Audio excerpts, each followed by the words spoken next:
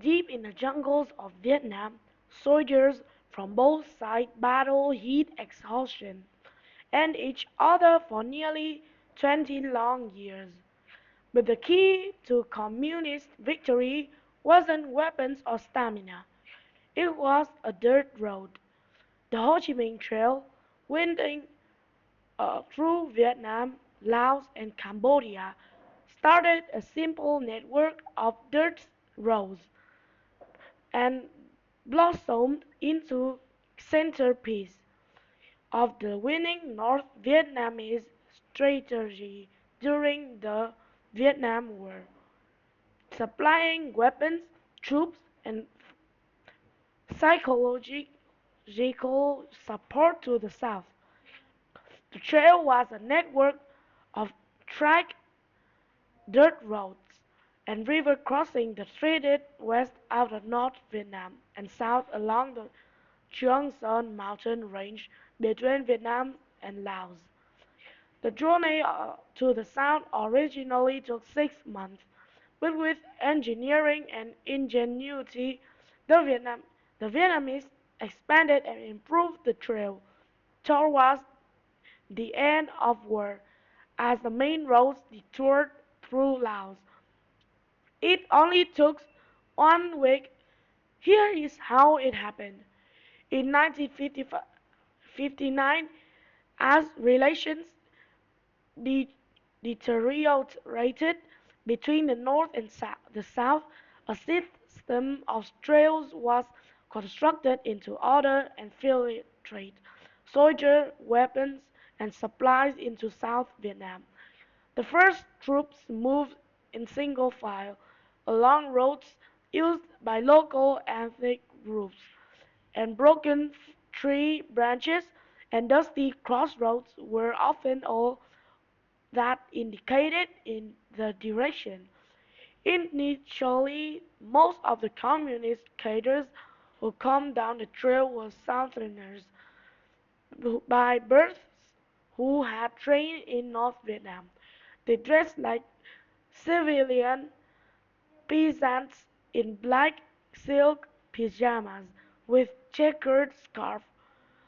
They wore Ho Chi Minh sandals on their feet, cut from truck tires, and carried their ration of cooked rice in elephants' intestines. A linen tube hung around the body. The conditions were harsh and many deaths were because by exposure, malaria, and amoebic dysentery. Getting lost, starving to death, and the possibility of attacks the wild tiger or bears are, were constant threats. Meals were invariable, just rice and salt, and it was easy to run out.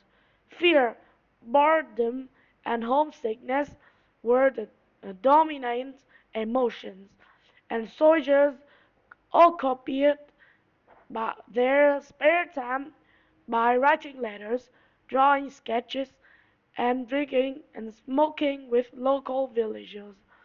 The first troops down the trail did not engage in much fighting, and after an exhausting 6 month trip, arriving in the South was a real highlight, often celebrated by bursting in song.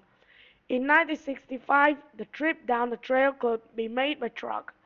Thousands of trucks supplied in China and Russia took up the task amidst ferocious B-55 bombing, and truck drivers became known as pilots of the ground. As traffic down the trail increased, so did U.S. bombing. They drove at night or in the early morning to avoid airstrikes, and watchmen were ready to warn drivers or enemy aircraft. Villages are along the trail organized teams to guarantee traffic flow and to help drivers repair damage caused by air attack.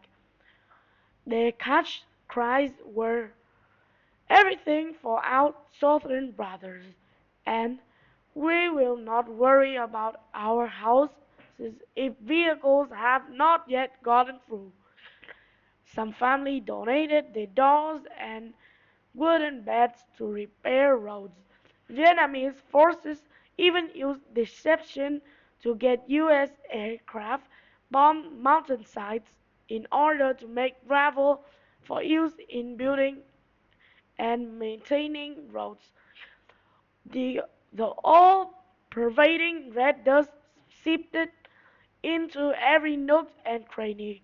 The Ho Chi Minh Trail had profound impact on the Vietnam War, and it was the key to Hanoi's success.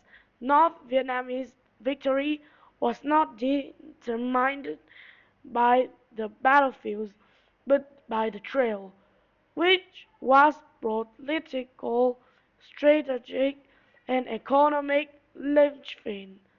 Americans recognized that achievement, calling the trail one of the greatest achievements in metallurgy engineering of the 20th century. The trail is a testimony to the strength of will of the Vietnamese people, and the men and women who use the trail have become folk's heroes.